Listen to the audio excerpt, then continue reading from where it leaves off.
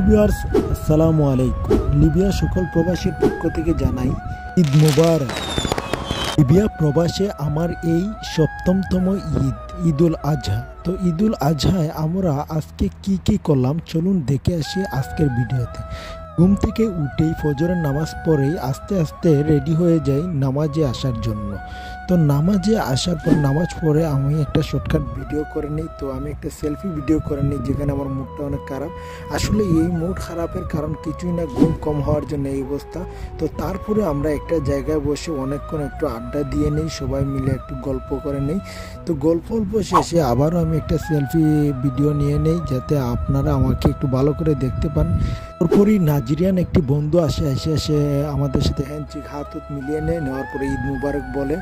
তারপরে তার সাথে অনেকক্ষণ মজা করলাম। মজা করার পরে আমরা সবাই মিলে একটা গ্রুপিং পিক তুলে নিই। তো এখানে আমাদের সবুজ মামু, নাইম, তারপরে রাকিব মামু, তারপরে আমাদের কাউসার মামা এবং মুসা ভাই সবাই একসাথে একটা সেলফি নিয়ে নেই।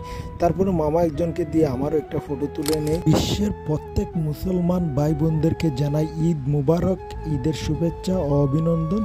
ভালো কাটুক এই ঈদ এবং আগামী দিনগুলো।